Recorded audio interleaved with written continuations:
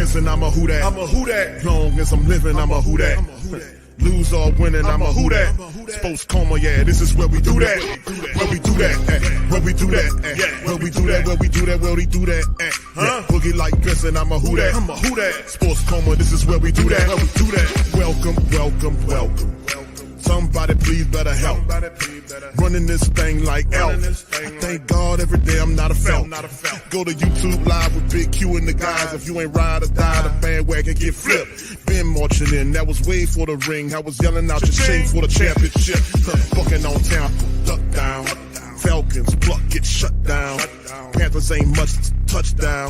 The vision really belong to us now. So much hate on the Saints, you could probably tell. Ever since Bounty Gate hit the NFL, when things seem fishy and you probably smell the crooked referees or Roger Goodell. Yeah, brother like this and I'm a who that. Every day I'm living, I'm a who that. Lose or winning, I'm a who that. It's the Sports Coma, this is where we do that. Where we do that, where we do that, where we do that, where we do that. Where we do that, boogie like this, and I'm a who that. It's the Sports Coma. This is where we do that. You're listening to the Sports Coma with Big Q and the guys on the PRO Media Network.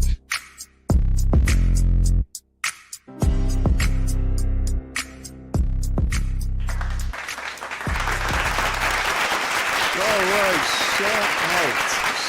right, shout out to the mighty Who Dat Nation. Welcome.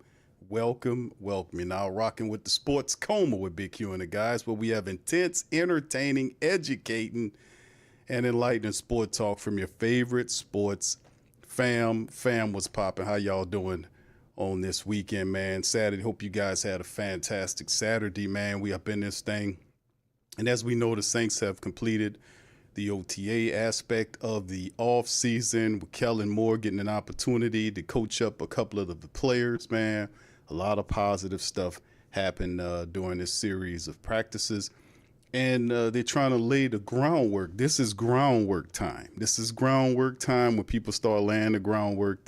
What some hope could be a very popping and popular situation in terms of the Saints picking up some wins. So shout out to you guys. Appreciate y'all being alive as always. Do your boy a favor. Hit upon. That's right. Hit upon the like button. If you're not a sub up. Give me a who dat in the chat and you'll get one back, baby. Shout out to you guys. Appreciate all of you guys. Shout out to my Patreon and YouTube membership family. We got some new content on the way, man. Shout out to my boy Scoop, Pelicans Nola, Trey. Big ups to you guys. Kathleen, Gundam, brother Philip. What's up, fam? What's up, Desi, baby? Good to see you in the chat as well. PJ, what's up, PJ, man? What's happening, man? Cartel, shout out to you. Appreciate you as well. What's up, Beverly? Big ups to the fam, man. Good to see you, OG Jerry. Big ups to you, brother. Good to see you in the stream as always. And big ups to everybody, man. Much love to the wonderful children, man, that's out there watching the Coma. In particularly, we got some really nice diehards out there. We like to give them a mighty who dat. And when we got the youngins, the next generation of the Who Dat family members, you gotta big up them. And I'm talking about Serenity, Sanaya, Lil San, and Zay. Shout out to you and appreciate y'all for watching the stream. Give me a who dat, and I give you a who dat back. Shout out also to Deborah. Big ups to you guys. Good to see you. Diamond, Donna, big ups to the whole camp, man. Much love to you guys. What's up, Sonia? Shout out to you. Appreciate you as well in the stream. So big ups to all my fam and much love to you guys. Please feel free to put in the chat y'all guys' thoughts upon what you guys have seen so far from the Saints in these OTAs. Are you enthused? Are you enthused about what you're seeing? Do you like what you're seeing? Do you did it kind of change your mind on what you perceive the Saints could possibly do this season? I know in the schedule stream, people like, you picked them to win, I don't know, what, 10 games or something like that? And I'm to myself, I'm saying, yeah, I said that. The mighty Parcells said back in the day, when you got a rookie, you got a loss. Listen, man, all I could tell y'all, fam, that if the Saints, and they're not going to walk into the season talking about throwing games away. They're going to try to win some games. And the schedule does help to be quite honest with you, the schedule helps. Now, how do you accrue all of these games? How do you get the wins that you need to have to be considered something? Because I've seen a lot of the early previews of what potentially could happen in the NFC South, or in the NFC in particular. The regular cast of characters are there, right? We know about the Eagles. We know about all these other cats. We know about all these other people that are there, right? We know about all this, right? But in the end, the bottom line is that anybody could win. And the reality is, all the Saints have to do is run the ball and play defense, have solid special teams. Something positive could happen. Now, like, and let's kind of address that. And y'all put y'all thoughts in there, and I know y'all will. But watching the OTAs haven't given me an indication of what could potentially be going right for the Saints. And so far as all the Saints really have to do, to be honest with you, fam, all they really have to do, because I'm fiddling around with this phone here. Hold on, fam. I'm sorry. All right. So all we really have to do is to protect your young quarterback, whether that's Spencer. And I told y'all early on in the OTAs, they look crisp, especially Spencer Rattler. He looks ready to go. He's ready for the challenge. And you couldn't really, I mean, my goodness, you couldn't ask for, a better. I like what I've seen from these two guys, and of course, people throw Jake Hayner and the undrafted guy Deckers in there. But at the end of the day, the battle will obviously be between the two quarterbacks. It will obviously be between Tyler Shuck and Spencer Rattler for the quarterback job. Now, do the Saints eventually, once we get later on in the season, start bringing in a veteran quarterback to do something? I mean, they're serious about the course. And to be honest with you, I mean, a great deal of us have to agree. This is what we want after seeing some of the stuff happen with some of the older quarterbacks. The other guy retired. We know about that. And we'll talk about that. There was a story that I want to talk about with that. We'll cover that as well. All right. Much love to y'all, man. Good to see y'all in the stream, man. Y'all hit that like button. What's up, H-Town? Good to see you, fam. Appreciate you for being in here. Yes, Sonya, right. Sonya says if the line holds up, we'll be magical. That's the point. These guys, the offensive line coach, we're familiar with them. TJ Pagnetti is the run game coordinator. His job is to get the run. You got a run game coordinator. Who was the run game coordinator last year? Did we have a run game coordinator? Wasn't that Dennison's job? What was Rick Dennison's job? Do anybody remember? Put it in the chat. Did we have a run game coordinator last year? I don't know. All right, the truth is this. One says Saints must focus mainly on offensive line and the run stopping secondary defense to compete with the division. Thank you, bro. You are talking truth. Thank you for that. H-Town says if Tyler Shuck wins the starting job, we will be getting a lottery. Hey, listen, bro. Let me just keep it honest with you and all the way real deal Holyfield with you, man. The Saints' logic is they're thinking about this guy and they're saying they believe that Tyler, because of his advanced age, and I ain't saying like he's a, he's an old man or whatever, but he's 26 years old. He'll be 26 in the fall, and at that point, you got quarterbacks that he actually backed up that's playing in the league right now that's several years in, right?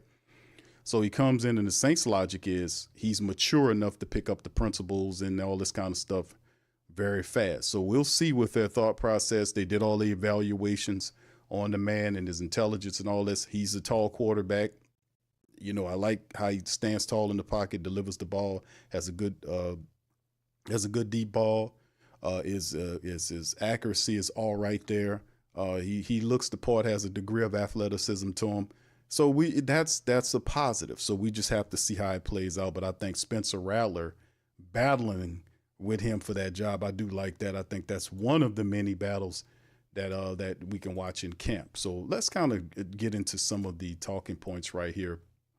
As we watch some of the film, this is basically a collage, you guys know, of what we've seen throughout day 1 to day 9 about what happened at the Saints camp. And pretty much is what we've talked about, the battle between Spencer and Tyler, the quarterbacks. That's top notch, right? We're going to just get right into it. The battle between those guys early on. Of course, next week will be another set of training that's going on. But it's good to see Spencer and Tyler battling for that starting job, an NFL job for the Saints up for the back. And like I said, this is not a burnt out team. If the Saints run the ball, we should be fine. Going back to my TJ Pagnetti point, I want to get away from that because I was like, who's the run game coordinator last show? I'm thinking it was Dennison. Y'all correct me in the chat if it wasn't. I just think that with Pagnetti, who was a guy that has a lot of respect there with the Philadelphia system, is going to be very important here for the Saints. I mean, even though Kellen Moore has his offense and it's an exciting brand of ball, you're going to have to run the football. I know we say this every year, family. It's been over a decade. I say it all the time right around this same point every year. It's the same thing because it's a fact. It's a foundation piece in a sturdy house. It's the cornerstone, right? The running attack has to be on point for the Saints to have success. And when I mean on point, they're going to have to rely on that thing. Because even though you have either Tyler or you have Spencer, these guys are young quarterbacks. And you can't put too much on them. You can't do it. You can't put a ton of stuff on these guys. So you're going to have to watch that. So the only way to protect them is you got to run the football. You have to have a knockdown, rock'em sock'em running attack. And the Saints do have the linemen up front, maybe the 5, maybe 6 of those guys, right? Top 6 guys. You know, Penning is doing all right. It's still early on. They want Penning to win the job. Dylan Runnets is a guy that played the guard position before. He's going to press Penning for the job, which is cool. We good with that.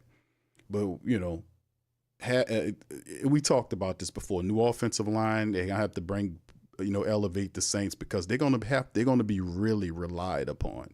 They're going to be relied upon to keep the quarterbacks upright, and they're going to be relied upon to take the pressure off the quarterbacks by allowing the Saints to have a running attack that ultimately would get them into the play action so that the young quarterback, either as Tyler or Spencer, can be able to get to his safety blanket, whether that's Juwan Johnson or find guys up the field like Chris Olave, Rashid Shaheed, Brandon Cooks, guys like that. Donovan Peoples-Jones, whoever it is. You see how I did that, threw that in there. But this is what we're going to have to do to have success. And, of course, health is a part of it, too. I have not seen any changes in terms of the Saints when it comes down to the health staff. I haven't seen anything. Joe Dumas did an interview yesterday, ain't a damn thing about dealing with the health staff. So for people that's QQ, did they improve the health staff? As I have known right now, there is no update on that. And the answer to that is no. That's the other part of it, so we don't get to the end of this upcoming year and we've done pesky injuries. We've been saying that for a while. You have to improve the health staff. Get up off your ass and spend some money on that side and improve it. Get better doctors, better technology to help these athletes recover faster. If you got to bring new people in here, you do what you got to do. That's the bottom line. If you want to win, start there. We've been saying that for a very long time. It's the truth. So outside of that, that's what we have to do. The running attack is paramount. The offensive line, to me, still needs some more depth there. Now, this could be something that can happen. There's still time between now and when big camp starts. The Saints will have to figure out a way to add veteran backups. Right now, I'm not really cool with these, in terms of if injuries start hitting a couple of these starters, are you cool with these backups? The answer to right now is no. I'm not cool with these backups. I do like how the defense, and we'll get to that, how the defense is getting everything it wants. I mean, there's depth all over the place. And they bring in guys and interview guys, defensive linemen. We've covered that earlier. Then you talk about the Ashanti Samuel Jr. They brought him in here. So they're still looking to add to the defense. I'm thinking that could be something in dealing with the offense as well. We just hadn't seen it been as aggressive. But hopefully this is something that we can see moving forward when the big camp start or before the big camp, All right, so anyway, outside of that, you talk about guys, and shout out to Ross. He did a really good report on LouisianaSports.net, which covered a good deal of this. It wasn't an extended, long version, but he did a good boil down of it, and he made mention of some parts, similar points to what we're talking about. The question in the secondary, we know Kool-Aid McKinstry is going to be a good cornerback, but the question mark is about Alontae Taylor. Can Alontae Taylor step up and solidify itself? I am a Alontae Taylor support. I think he will be okay. He's a versatile dude. Remember, the Saints had aspirations of him coming in playing the nickel. He played outside. They had aspirations of him even playing safety. So they seen Alontae Taylor as a versatile defensive back that can move around and do different things. So he's had a very positive day. What was it, Thursday? When he had a really good positive day at camp and made some positive things happen. And of course, they make mention of Rashid Shaheed as well. With him coming back, with Chris Olave and Rashid Shaheed coming back from injuries, this is very important because we're going to need their speed. If anything, you want to talk about the Saints wide receiver core, the top three guys are speedsters. They can still move. Even Brandon Cooks is a little old in the tooth, but he still can move. He still can catch the ball. He still has a good degree of that elusiveness. He still can take off on you. So, I mean, the speed's there. It's just not so much as the size. So Donovan Peoples-Jones, we've people have written pieces on Bub Means. They talked about what's his name, Junior from Dallas, the man from Dallas. All these guys, right, to bring them in here and to kind of help out and see if they can step up in the system and have some success. So we just have to watch it. But like I said, it's been some positive stuff watching in camp. And now the shift to the offensive line. The pinning and running thing will be interesting to see. That'll probably be the biggest battle. The only open spot on the offensive line is the left guard position where pinning is put there, but it'll be pinning competing with Dylan Runnels for the guard position. So they can, and like I said, they're trying all they can to make sure they can justify penning. And we'll see what happens there, man. We'll see. It's some stuff that he has to learn, but in the end, his skill set, he don't have to, he is athletic, but the thing about penning is knowing what to do. That's the thing, picking the game up fast. Like either you playing either left tackle spot or right tackle spot, picking the game up. That's the big part, picking the damn game up, and not only learning, but application. That's like the completion of the process, right? You read and you study, you practice, and then the next thing you know, you got to remember the plays. You can't, you guys see all the crap that we seen last year, late in the year, where people just was like, they don't know who they can block. And when the defensive line shift, because they realize your lineman got communication issues, and then they time in the snap, and then the ball snap, and then right before the ball snap, the line shift, and our line don't know who they blocking. Then you got a guy running through that Chase Spencer out of the pocket. So, I mean, this is something. We got new offensive linemen coaches there, and we got that's going to be very important. So we got to clean all that up. This line got to play the best, probably over the last 2 or 3 years, fam. This line has to really improve on a high level. They got the talent. Guys, we just need a few things to happen. I'm very pleased with Kelvin Banks Jr. at the left tackle position and Tolly at the right tackle. Those are bookends. We're going to need to see Cesar Ruiz become a different Cesar Ruiz. We're going to need to see him become more dominant and consistent. Cesar, like I've been saying, it's about Cesar Ruiz. Hopefully the new offensive line coach, which is the old offensive line coach from our Sean Payton days, could come in here and kind of help give him the game so he can be more steady and stable. You see what I'm saying? Like, in terms of elevating his game, he's okay, but we need him to take it up the notch that we know he can be better than this from what we're seeing. I know for a fact that Cesar Ruiz could be a lot better than what we've been seeing. Outside of that, McCoy is probably the best of the bunch. We need McCoy to stay healthy. We also need to have backup people behind McCoy. We know Will Clapp was added there. We're going to need we know Will Clapp is smart. He doesn't have the same physical gifts in terms of his speed and strength that a McCoy has, but he's very intelligent. So we need him to pick up whatever McCoy has in terms of knowing the protections and calling out all this kind of stuff. He'll have to be able to do that. So the Saints brought him in there. And then, of course, we look at the guard position. I just referenced that. And outside of that, you're going to need veteran backups. We got a lot of interesting, I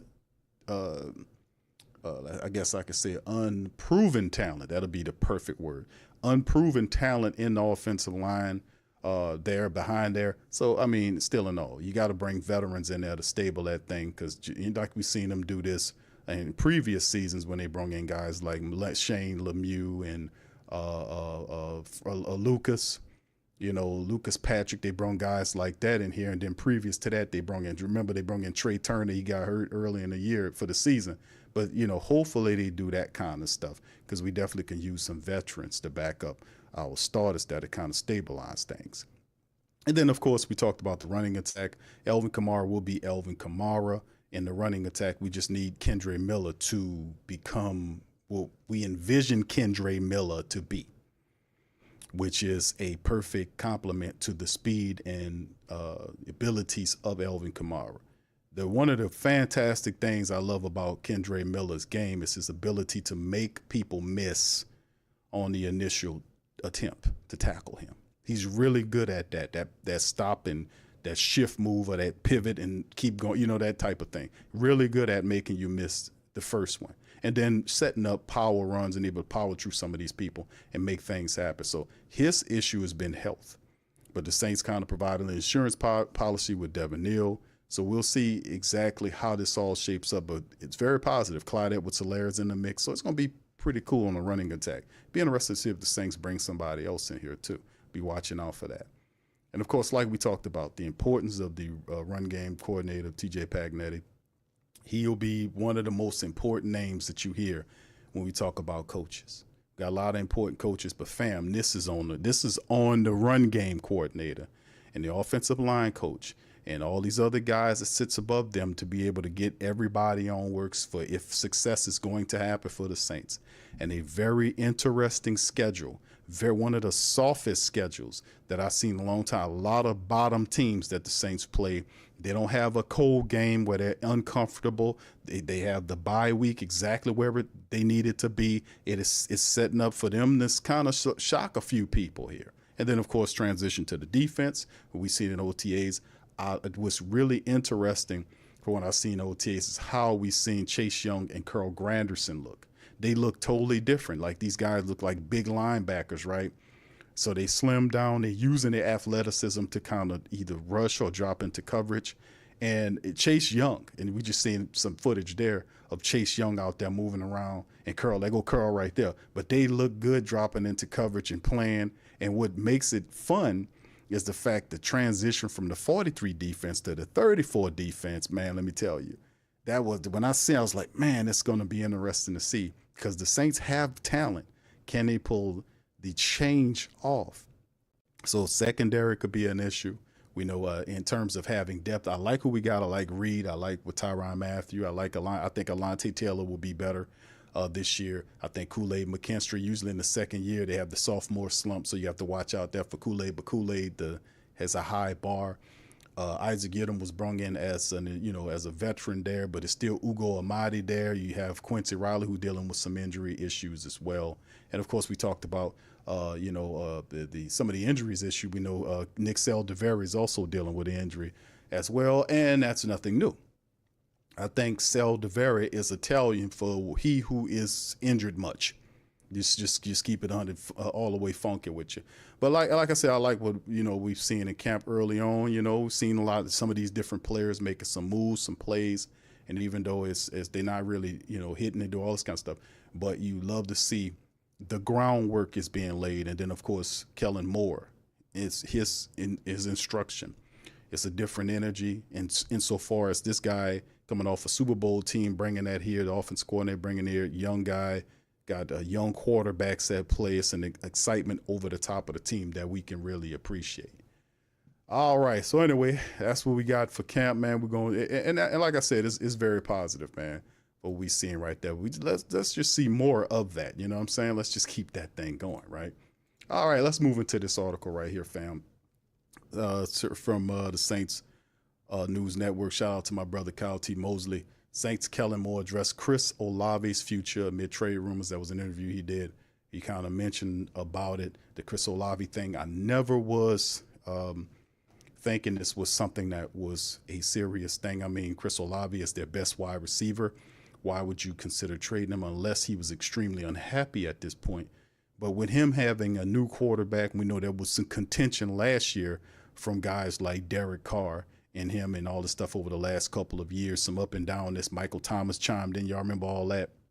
It was an old show came across my feed while I was listening to it, and I was like, damn, they would have some drama going on here, but all that's gone. So we got a new quarterback here with a fresh-eyed view. We got a new head coach here, fresh-eyed view. So this you're going to try to build a system. Why would you get rid of Chris Olave unless he was extremely unhappy? That never was the thought process with him. I just thought that you want to give him a proper compliment, like you have Chris Olave on one side and you get him a big physical wide receiver that he can play off, and then you have Rashid Shaheed in the slot. I thought that could be a good move. Like what we seen last year, I thought they retained Clyde Edwards-Helaire, but I thought MBS would be a guy the Saints kind of kept, because I was like, man, that would be perfect.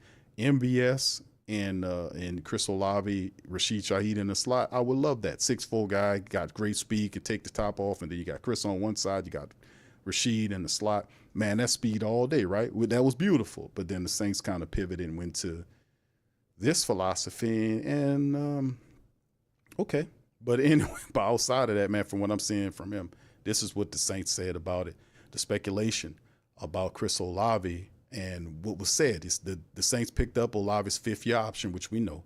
It still made some sense to trade him, according to what the writers say. I don't know. They're ready to start a full rebuild. A 24-year-old had 1,000-yard receiving when healthy, but repeated concussions are starting to become a serious problem. I mean, like he ain't giving himself concussions, bro. I mean, if a son bitch hits you in the head, I mean, what you supposed to do? You know?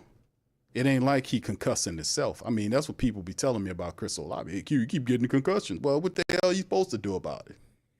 What are you supposed to do? You know? He ain't concussing himself. He ain't jumping up over his wide receiver and landing face down in the turf, is he? He ain't doing none of that. People are hitting him, and they're hitting him in the head, or they're hitting him and concussing the man. But I still think there's talent there. You know, that's just what it is. You know, he can still play, and that's the concussion part. It's a game. You just have to make better decisions. If a guy throw the ball up high, let that ball go. Even Steve Smith said that. I make a business decision. Yes. If you see that ball sailing up there and you see that safety coming there, let that goddamn ball sail. I'm just saying. Live to fight another play. You got that? So however, the Saints haven't attempted anything resembling a rebuild since the start of Drew Brees, and they went 5-12 last season, and losing Derek Carr to retirement, or is it a loss? Is it really a loss, baby? It still doesn't seem as though they're ready to rip the Band-Aid off. Another dude said they putting Band-Aids over bullet holes. That's what I forgot the defensive back name. I was like, dude, Band-Aids over bullet holes. Good grief. That's a hell of a visual, though. New head coach Kellen Moore recently spoke to the media in addressing Olave's future. He hinted the team's number one wideout isn't going anywhere anytime soon. I wouldn't worry too much about that, Moore said during the press conference. He says, we feel really, really good about Chris. And he had an excellent offseason. He's an excellent career so far, and he's going to have an excellent future. That's what Kellen Moore said, and he said it with all his teeth. You know, when he show all the teeth, man, he mean it. Olave had exactly 400 yards in 8 games last season before his most recent concussion cost him the second half of the year. He averaged almost 66 yards per game in his career, and the production can't be easily replaced at any point throughout the course of a rebuild. Plus, it's late in the game for that.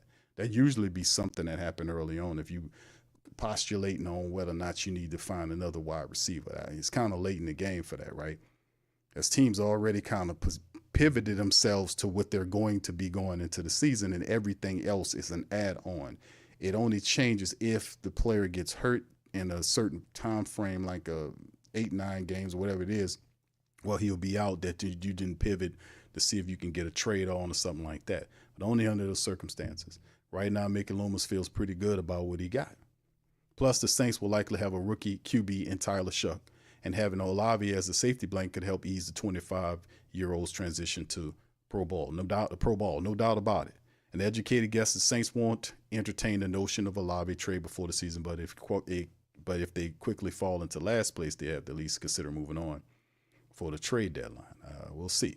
So anyway, that's some of the stuff talked about the Chris Olave thing. We know that was something. Just wanted to kind of talk about that because I don't see that as something that, Chris Olave's contract coming up, Rashid Shaheed's contract coming up. Saints gonna have to make some moves. But once again, you're thinking about who your general manager is. That guy don't have no problem issuing out contracts to players. He'll easily throw out a 3-year deal or whatever the case may be to lock down some of these players. If Kellen Moore believes that Chris Olave could help Tyler Shuck or Spencer Rattler win some games, no doubt about it, Mickey will roll out a contract, 2 to 3, 4, whatever it is, and retain Chris Olave for the near future, the far future, however you want to term it. All right, anyway, let's keep it moving, man, on to the next one, man. I'm trying not to keep you guys too long. Shout out to the Canal Street Chronicles. Shout out to Tina over there, the editor. All right, so should the Saints be concerned about the secondary is a question the writer asked. Let's talk about that thing. Mickey Loomis online now. Decided to trade Laddie Daddy away in the middle of the 2024 season. While I think it was the right decision given his injury history, age, and the way he played down the stretch for the Commanders, it does raise some questions about the current cornerback room. Well, first of all, Lattimore was the best Saints cornerback they had. And listen, I've asked this question to the family members before, and in my opinion, Marshawn Lattimore was the best cornerback the Saints ever had. Put it in the chat. Who was better than Marshawn Lattimore? If he ain't the best, he definitely a top 2. Who's better than Marshawn Lattimore? Put it in the chat. At cornerback. Y'all know we had some stinkers, but who is better than Marshawn Lattimore? In my opinion, he's the best cornerback the Saints ever had. He was groomed by the Saints straight out of Ohio State, made interceptions, shut down really good wide receivers. And for a while early on in his career, he was so good he became bored. Y'all remember that? He would literally say that he had to motivate himself, but then when they made the switch at the secondary coach, when Aaron Glenn came in, all that changed. You just needed the right coach to give him the right mind or the right thought of motivation. Y'all remember that? Well, right now the Saints' main cornerback rotation is to consist of Alante Taylor, Kool-Aid McKinstry, Ugo Amadi, Isaac Yiadom, and Quincy Riley. There are a lot of familiar names, but I'm not sure they're going to play to the level everyone hopes that they can win. Alante Taylor, I think, will do fine. Kool-Aid McKinstry is within the sophomore year when some slump, some don't. A lot of them do slump. Could Kool-Aid be any difference than those guys? We'll have to watch. Ugo Amadi played solidly. Remember, Ugo was a safety. They converted him into the nickel, and he earned the nickel job. He played well at the nickel position. He was there making tackles, deflections, and he was everywhere. He just has a tremendous nose for the ball. I think he's a person that a lot of people don't talk about when they talk about the secondary. That Ugo Amadi at the nickel position did a really good job for the Saints last year. When he plays special teams, he makes plays. The little guy just has a nose for the ball. He's not afraid to make tackles. He's a playmaker, for you at the nickel. But you do have Quincy Riley from Louisville, who's a very interesting young cornerback, and we'll see how it goes. Isaac Yiadom is a vet we've seen here before. He improved a lot. Remember early on, he had, he was beat at the word go. He would not rip his head around and locate where the ball is. That changed in his last year with the Saints, which ultimately earned him a contract with the 49ers. And then ultimately, Coach Staley, who was with the Niners last year, elected to bring, Isaac Yiadom, here with him and back to the New Orleans. And, of course, they tried to go after Ward and try to find another cornerback, the other kid that went to somebody else they was looking at too. Now that it's Ashanti Samuel Jr. with somebody. So the Saints are definitely looking to add people as we get further on in. So somebody's going to be added. No doubt about it in the secondary. Taylor had a very promising rookie year where he had a 45.3% completion percentage, 283 yards, and didn't give up a single touchdown while breaking up 8 passes. He spent virtually every snap on the boundary, but after the 22 season, Saints tried to move him to the slot. It hasn't quite panned out. In 23, 718 of Taylor's 950 snaps came in the slot, and he gave up 60% of the completion percentage. 836 yards and 6 picks as the primary defender. They moved around in 24. 358 was what he did in the slot, 605 on the boundary. But he never found his rookie season groove and surrendered 998 yards and 6 touchdowns. So the thing is, you got a guy that's coming into his 3rd year with Alontae Taylor. So his first year was good, and there's some movement. When you're usually moving guys around there, they're going to have some difficulty kind of positioning and getting their feet where they belong, this type of stuff. So he had some, basically we know Alontae was just the most, I ain't going to say that and say he was the more sanitized version of what CD Deuce was, because CD Deuce was kind of in his feelings when they drafted Alontae Taylor. He wouldn't come to he seen the writing on the wall, and Alontae was insurance just in case they did not re-sign CD Deuce. Well, the insurance paid off, right? Alontae Taylor played well in that first year. The second year, and the slump year, and I always pivot to it. The second year, there is something to be said about the sophomore year, when you have these players. Not all of them go through it, but a great deal of them go through a sophomore slump. It's something about that second year, between that second year going into the 3rd year, that they seem to have some issue with, and I think a lot of it too is that teams, you have a lot of tape on you, and people can either easily dissect who you are and what you do. And they, and see what your weak is. That's the scouting reports have a lot of film they can break down and decipher who they can attack and what guys or players are good or bad at. So a good coach would know how to find the weak spots of your defense,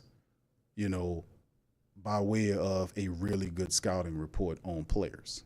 They can really build a game plan to take you apart, knowing who they can go after. But we'll see how he looks this year, and to be honest with you. But Taylor, now interest is his 4th year. Yes, so there you go, the 3rd year. So he did play a little bit better last year, and coming into his 4th year now, this is going to be interesting because it is the final year of his contract. That's true. And they're going to be looking for him to give a long-term deal. We know Kool-Aid McKinstry is obviously the future of the team. But I'm looking at Alontae Taylor coming into his 4th season to be a much improved player. Alontae has the temperament, the attitude. He has the physical skills. Can he put it together this year? Going to love to see that. Kool-Aid McKinstry was a 2nd-round guy that fell to the Saints with 1st-round talent. Turned out to be fine, playing 700 snaps at the rookie primary on the boundary. Got a lot of run once Laddie was traded. Played well, allowed 404 yards, 2 touchdowns, and less than the 58% completion percentage. Wasn't a stellar year, but he showed flashes, provided some optimism heading to the sophomore season. Good chance he can beat Taylor out for the rest of the CB1 position. But if he beats him in CB1, goes CB2, however the game goes. But you want Kool-Aid McKinstry, who's obviously seen as the future of the cornerback position, no doubt about it. Kool-Aid McKinstry is phenomenal. So we'll see what they can do. Ugo Amadi seems to be the 3rd cornerback on the depth chart at the moment. Spent the last 2 seasons with the Saints and has a pretty large role in 24, but didn't play that well. He gave up 49 catches on 67 targets for 510 and 3 touchdowns while playing primarily in the slot. Feels like he earns a starting role. It will be at the nickel with Kool-Aid McKinstry out wide. This is true. Do not undersell Ugo Amadi. People have been doing that for a long time. All he does is make plays. He's undersized. That's one of the knocks, but he don't let the undersized nature stop him from making plays. I mean, he's always around the ball. The Saints seen that, gave him a contract. He'll come back this year to try to. So that slot position is Ugo's to lose until one of these other guys come and take it from him. Whether it's Quincy Riley or whoever, he's not going to surrender it. So it'll be interesting. Now, if they bring in a vet, that changes things. So with the writer saying if Taylor doesn't improve this season, I think there's a chance we'll see someone like Isaac Yiadom, who spent a year with the Saints and played well, get some reps in his place. His long year as a Saint, he gave a 50% completion percentage, 289 yards and 44 targets. He went to San Fran, didn't play all. He got the contract, and he did all right there, right? Quincy Riley is the Saints' 4th-round pick this year, provides another intriguing option on the outside. He was a 3-year starter at Louisville, played a lot of good ball. 6 foot, 195-pounder, which is a good size for a corner. He runs a 4.48 and a 40. Great coverage skills, decent athleticism, ranked 16 among the cornerbacks at the combine with the athletic score. And we'll see what he does. He's a very interesting player as well. So he's positioning, saying that Makule McKinstry is probably the one guy that he likes. But I'm gonna be honest with you, I do like Kool-Aid. I think Kool-Aid McKinstry, we know that he's going to be good. It's only a matter of time. He's going to be an excellent cornerback for us for a long time. I think Alontae Taylor will be good for us. I think you'll see the best Alontae Taylor we've seen since he's been here, right? Had all those reps, and he'll have an opportunity to play next to Kool-Aid McKinstry. The Ugo Amadi thing will be interesting as well. But yes, indeed, a guy like Ashanti Samuel could be a person the Saints already are interested in him. Staley knows him. He could be a guy that can come in and help. And all this does is just helps the Saints secondary out extra-wise, if you ask me. To have him there, a ball hawk like him, a guy that fearless mentality, that type of stuff, just love that, man. Just absolutely love that. But anyway, what do you guys think about this? Put it in the comment section. How do you feel about the Saints secondary? Are you cool with it? Do you like the moves the Saints made in the secondary? I know you've seen some of the OTAs. How you guys feel about that as well? All right, big ups to you, man. Much love to the fam. What's up, Adrian? Shout out to you. Says tight end play this year will be crucial for the Saints. Consistency is a much. Indeed. Do anybody, I got any people that are, put it in the chat, fam. I know I'm asking y'all a lot of questions, but y'all a great Saint think tank. Y'all supposed to have the answers. I want y'all to put in the chat. Let me know how you feel about Juwan Johnson. Do you guys think Juwan Johnson will become a top 10, top 12 cornerback in the NFL this year? I mean, he climbed out of the muck and the mire. I admire a person that fought through. This guy didn't. He was a wide receiver from Oregon, undrafted, right? I talk about his story. I think probably the most impressive story out of all the Saints undrafted guys, probably Carl Granderson. Well, Carl Granderson was spectacular at the University of Wyoming, and he didn't get drafted. Saints seen him. I think they paid him more money that year than any undrafted guy. Carl goes to jail on some SA charges, right? Goes to jail. The Saints don't cut him. They hold on to Carl Granderson. Something happens with the judge. He gets free, and then he comes here and he moves from the bottom of the depth chart on up to beating out guys that were first-round picks. He beat out 2 first-round draft picks, a second-round pick, to obtain his starting position due to his consistency. Every year, Carl Granderson got better and better and better until he had to force them. Then I mean force his athletic ability and his work ethic, how he outperformed these other guys to get the big contract. So I think his story to me is probably the best of it. But the Juwan Johnson story is also very inspirational. And so far as he was a guy that was, like I say, he was an undrafted wide receiver out of the University of Oregon. He was on literally the last wide receiver in the depth chart. He was able to make the team. The next year, they converted him to a tight end. And we were saying that during the time, like, this guy should be a tight end. You have a big wide receiver who's not very fast and he's a decent blocker. They converted the man to a tight end in his second year. And he ended up being at the bottom of the tight end depth chart with people like Nick Vanette and all these type of peoples. Man stayed in there, hustled up, got up to a point where he moved from the third to the second, and ultimately to the number 1 position. He got the contract, the big contract as a star. So is Carl Granderson ready to be the guy? Because they're going to need him this year. There is no ifs, ands, or buts about it. Carl Granderson has to step his ass up and play better. All right, thank you. Shout out to Bronze Power Guy for being a member for the last, 17 months. Thank you, bro. I want to say thank you very much for picking me up, bringing me back to this world. All right, what in the world, Bo? Shout out to my dog, Big Low, in the building. Much love, my boy. Reginald says, Q, what about letting Rattler start and letting Shuck come along slowly? He got the tools, learned, and to use them. If that happened, man, he might not get the job back.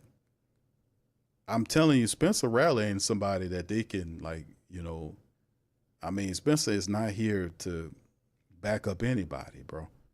He feels, I'm telling you, in this head, I'm a year in this thing. I got a year on him. I got a year I got 6 starts under my belt. I ain't get a win. I was 0-6 in 6 starts with that. Which game was that where he started half the game? I guess that counts as a loss for him because he finished the game. The game when Jake Hayner started the first half. I forgot which game it was. It was so many of these games I put out of my memory. They were so awful.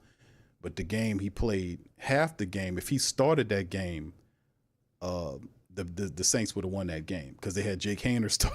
Jake Hayner started the first half of the game. It was terrible. He had no presence, no energy, no vibe, no nothing, no command, nothing. And then Spencer starts the second half. The Saints almost won that game. If the Saints would have got a field goal in the first half, they would end up winning that game. But in the end, 0-6 is Spencer's record. You don't think he got a chip on his shoulder to get that first win?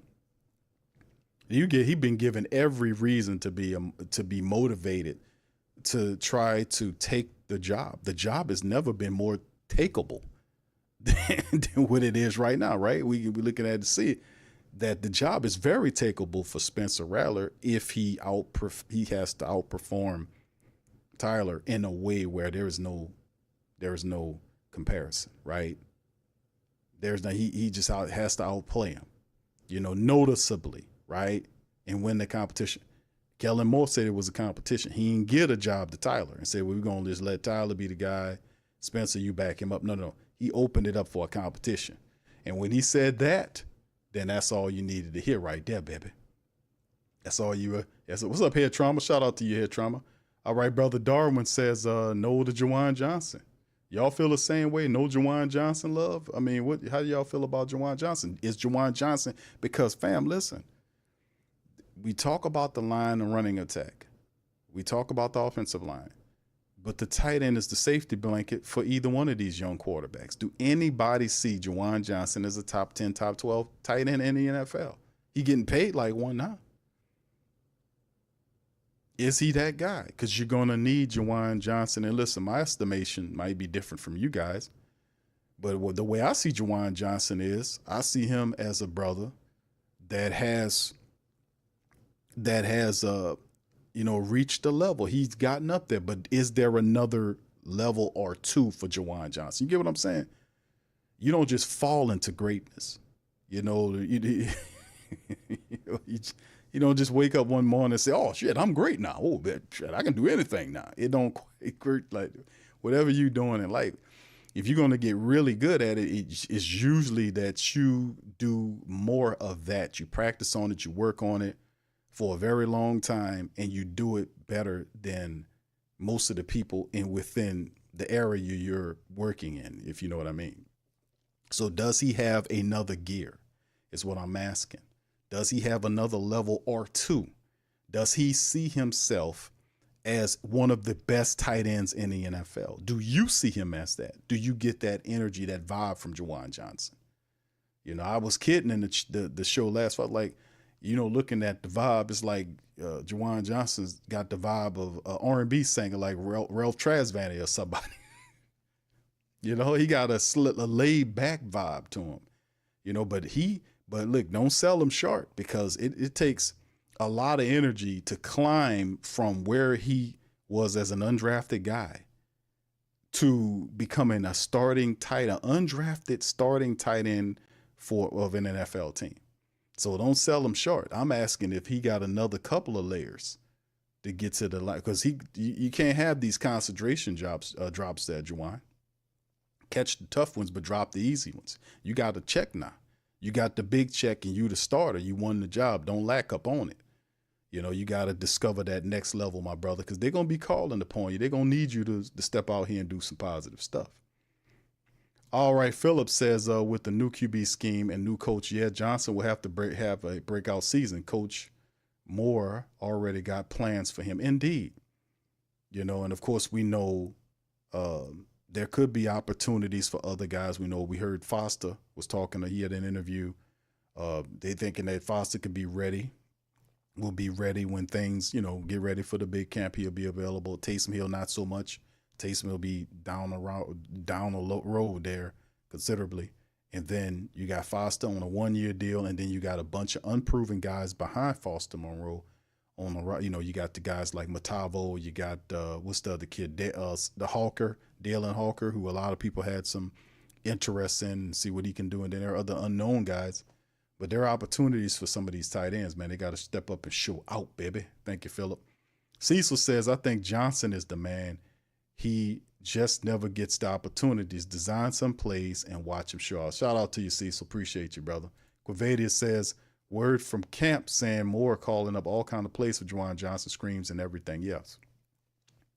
Hey, bro, that could be something that could get him involved in the game because Juwan Johnson does. I don't know, at times he just, and I guess he's a rhythm player. You see this with certain players, like if they're not involved in the game, like, they kind of, I ain't gonna say they lose focus, but, they kind of disappear. You know what I mean? They kind of just disappear. And, getting him involved is a big part of it. You're going to need to do that. You're definitely going to need to get your tight end involved, your athletic tight end involved, Elvin Kamara involved. You got to get these guys involved. And that running attack, so that's good. Jerry Covington, shout out to you, says, Lil, we turning that white mink. You talking about from the NFC South Stream? Pimp Low is what I think the character is called. Low is something else, man. Sonya says 0-6 because Child was running for his life. No protection. You ain't lying either. You run all over the place. K-Dog says Rattlers should run away with this competition. We shall see. We shall see. All right.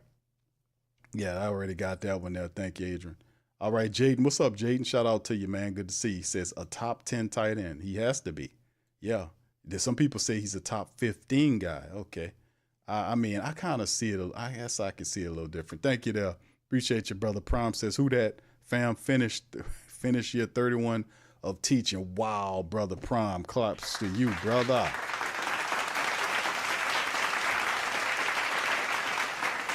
That's pretty good, bro. Thank you. I want to say thank you very much.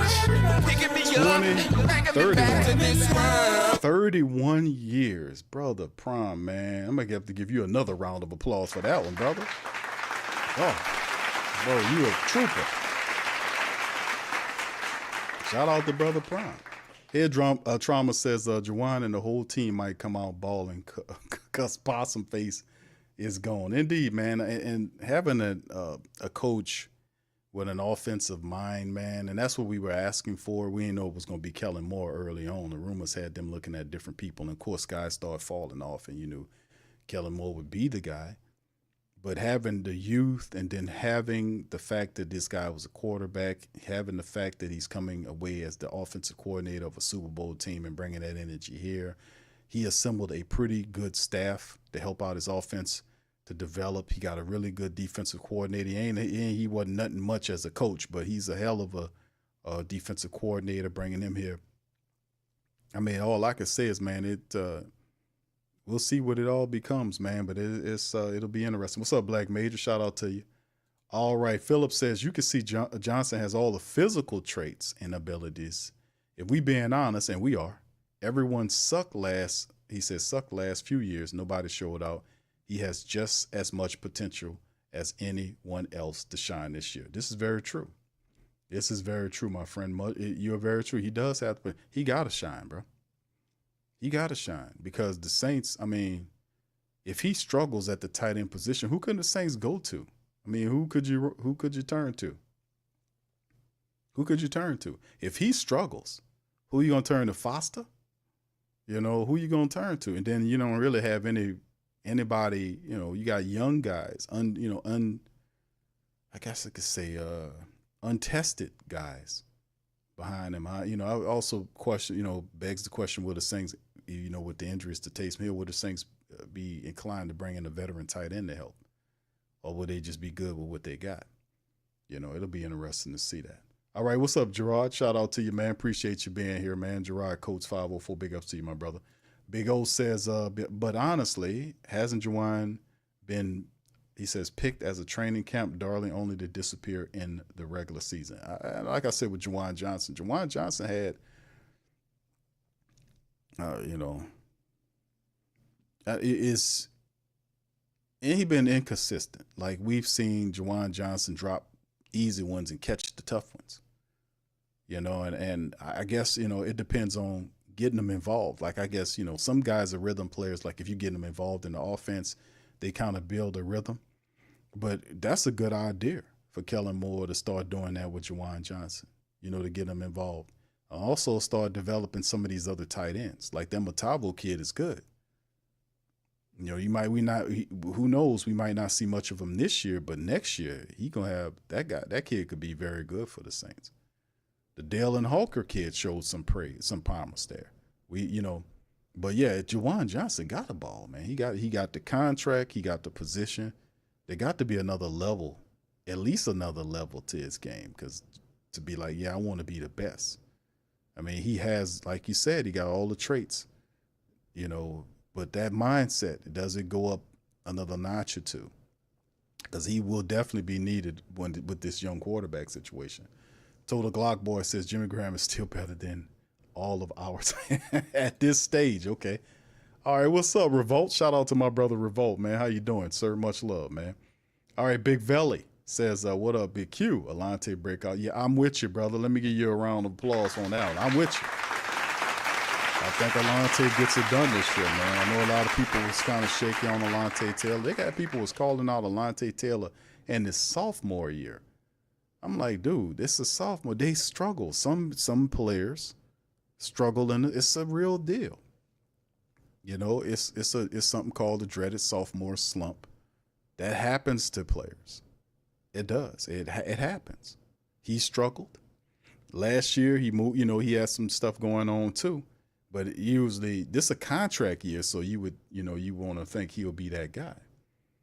All right, John says, our tight end is begging for someone to stay. I know, ain't it, John? That's the whole thing, man. Juwan Johnson has to step up. But who's Foster Monroe in his last year? Foster was dealing with injuries. He banged up. Hopefully be that. But what if he has another issue or injuries start impacting the tight end room? We need somebody to step up outside of the two guys, right? We know Juwan has to. We know Foster the second tight end, the veteran blocking, this type of thing.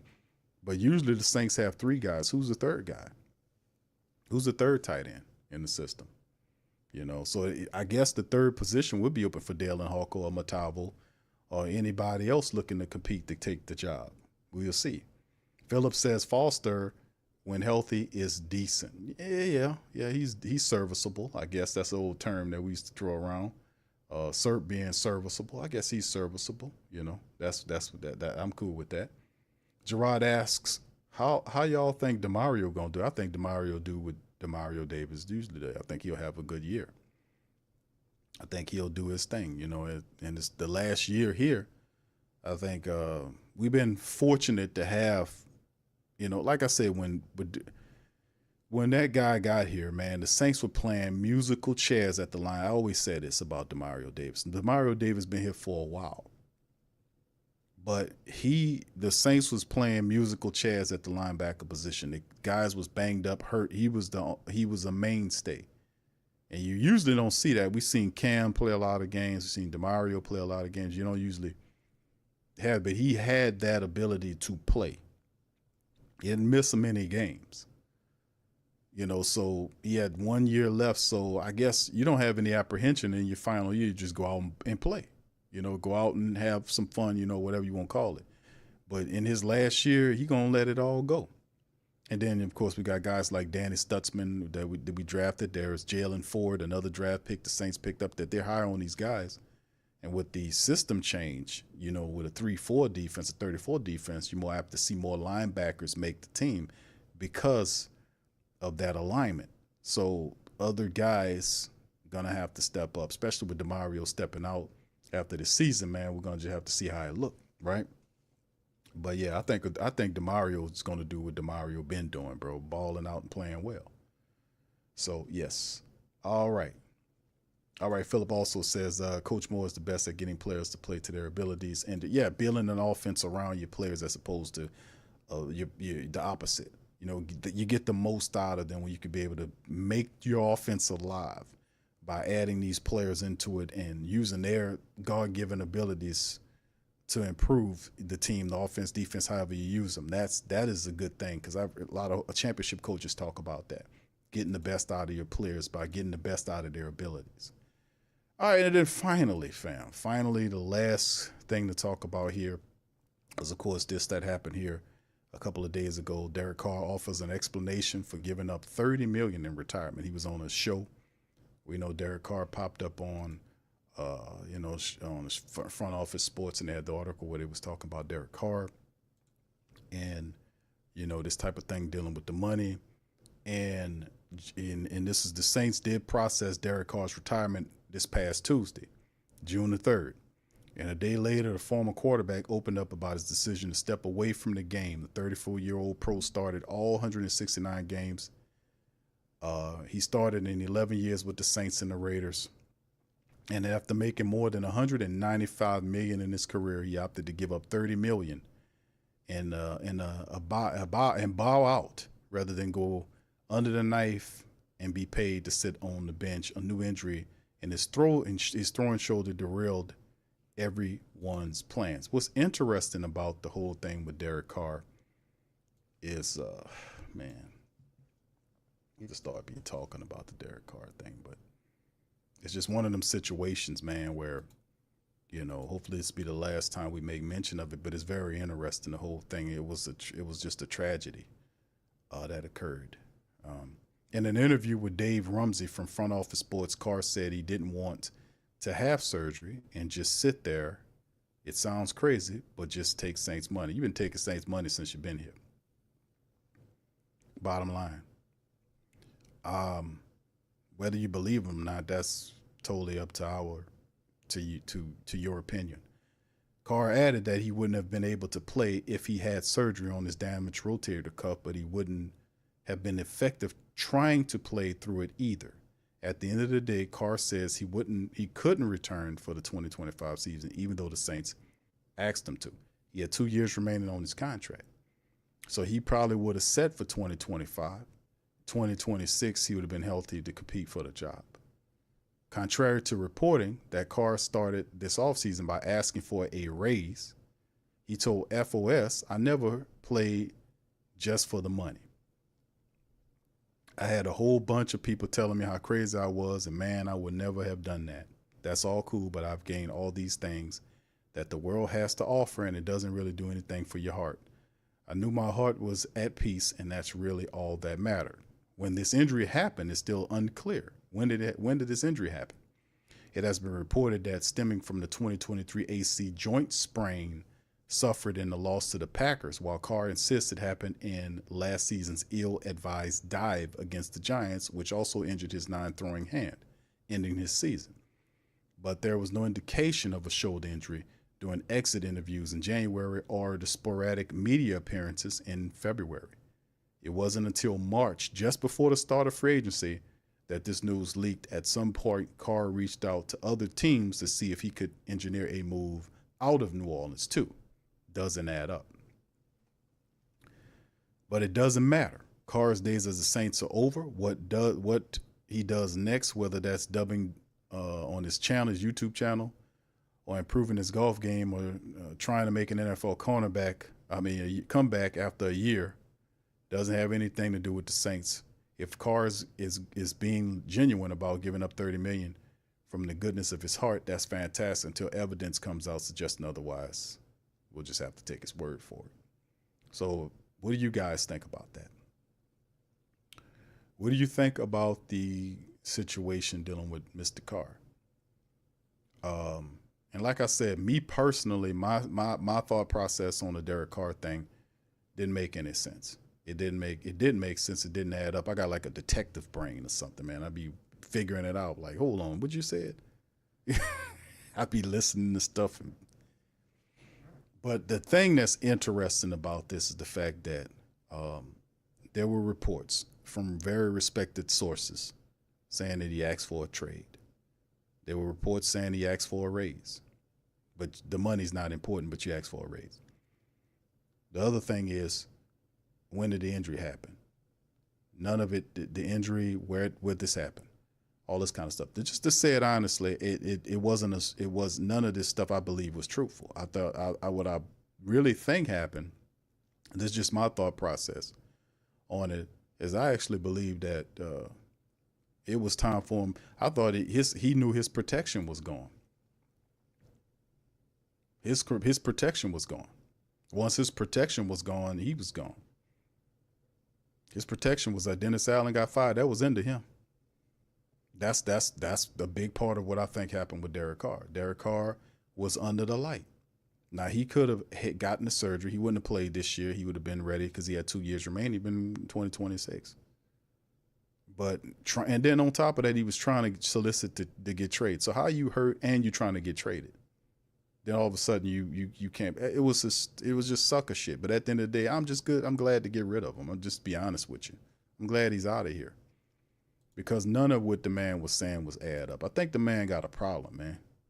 I was having a discussion about this the other day, about some of these people that be using religion to justify wrongful behavior, and and playing with God and doing stuff. I just think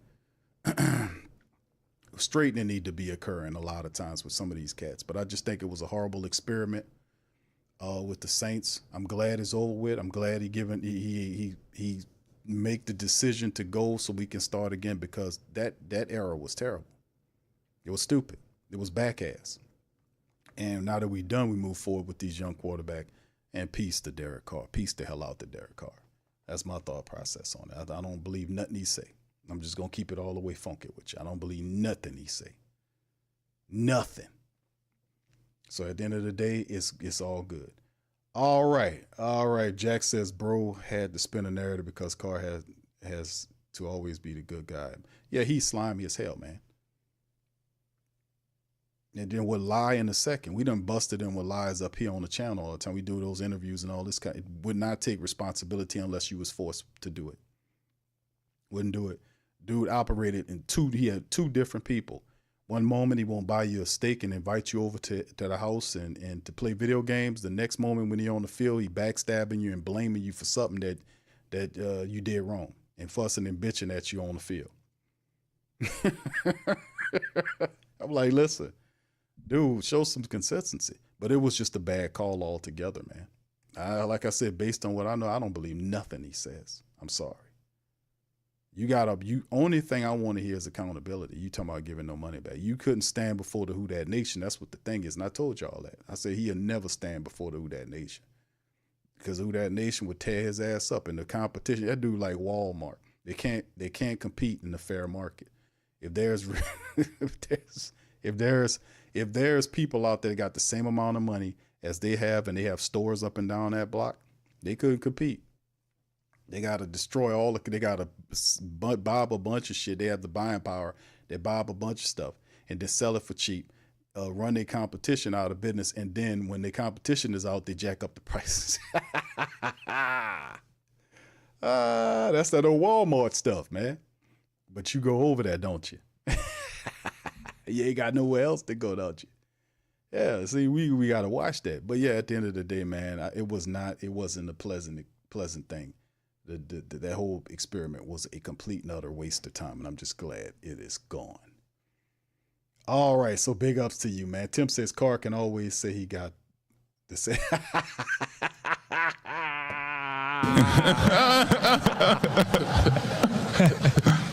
Talk, boy!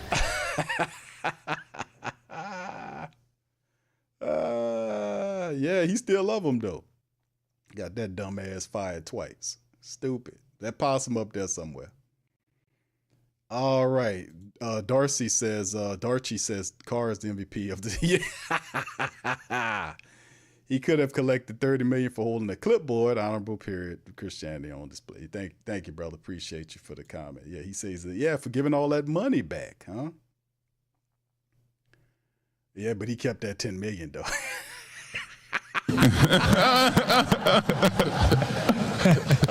He ain't lying. Oh man, what's up, Chantel? Shout out to Chantel, man. But in the end, man, listen, I'm just thankful that we just passed that. And now we got these young quarterbacks, Tyler and Derek. I mean, not about to say Derek Carr's gone, but Tyler Shuck and Spencer Rattler are here to compete for the job. We got a new head coach in with his own people. And remember that for a while, Moore was like, man, look, I want my own guy, a little hesitancy in that. But in the end, he goes, the money comes back, and it's just beautiful at the end of the day. Matter of fact, let's do a cap look at, man. Let's take it out, man. Let's check out the Saints. And see if they improved. They showed that over the cap, improved their to show how much money the Saints got right here. Well, it's still showing a regular amount right here. It's showing about 28.7, which is good money. But that really helps out the Saints cap going to you because we really could not afford that contract. I'm glad it's over. Oh yeah, he says not to mention what he's taking. Yes, indeed. That was ridiculous, man. That was a huge. It was a messed up situation. All right. Chantel's asked Q, Shador. She said Shador won the OTAs and minicamp competition in Cleveland. Oh yeah. And we knew this was going to happen. Deion Sanders came out and made mention of the fact that stuff that was going on with his son. Obviously, it was what was happening. They were saying stuff, this, that, and the third, and Deion got upset by that. He's like, man, that's my son. My son's a professional. He do this, that, and the third, and all this kind of stuff. Deion didn't like that. But they threw up any and every excuse. That's why you got to call out these people thoroughly. You got to chastise these people. You got to put them on Front Street so they don't participate in this type of behavior because they do that, whether they did that to Deion or anybody was wrong. Like when they did Spencer Rattler that last year, when they gave Jake Haener that backup job, what that dirty, rotten possum did to Spencer last year by giving the job to Jake Haener, and Spencer beat the shit out that guy in preseason. But they gave him the job knowing who he was to the Who Dat Nation, the fact that they liked him, and that if Derek Carr struggled, there'll be calls from people to replace him in the game. If he out there throwing interceptions, doing stuff he ain't got no business doing. So they try to create cushion for him and protect him. And that makes your quarterback soft. So no. You throw interceptions. Let's hear it from the stands. Because you shouldn't be. You're gonna make mistakes, but at the end of the day, there should be no situation where you protecting the quarterback. You wrapping bubble wrap around him to protect him from competition from within your team. That's not how this works. And when people seen that, they lost a lot of respect. Whatever, if you had respect for him, but you lost a lot of respect. If it's a fair job or a fair competition, let him compete. If he wins and he won thoroughly, he should have been a backup. They played games the whole season because that's a rotten, off-code ass person. And that son bitch would be the first person yelling and complaining if somebody did it to him. It just goes to show you, man. Jack says, I'm glad. He says, I just.